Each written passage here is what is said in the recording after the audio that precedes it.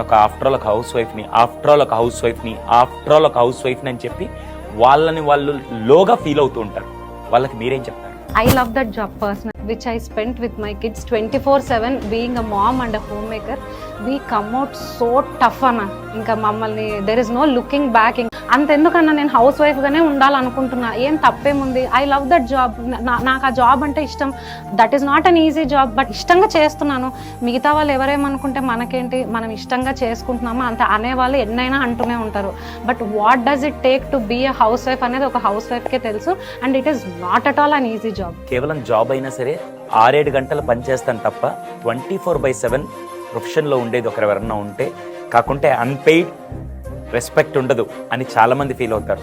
కానీ గుర్తించాల్సింది మాత్రం ఒక భర్త, పిల్లలు వాళ్ళు గుర్తిస్తే ఆ హౌస్ వైఫ్ పొజిషన్ ఎప్పటికీ ఒక నోబెల్ ప్రొఫెషన్గా నేను భావిస్తాను. 100%.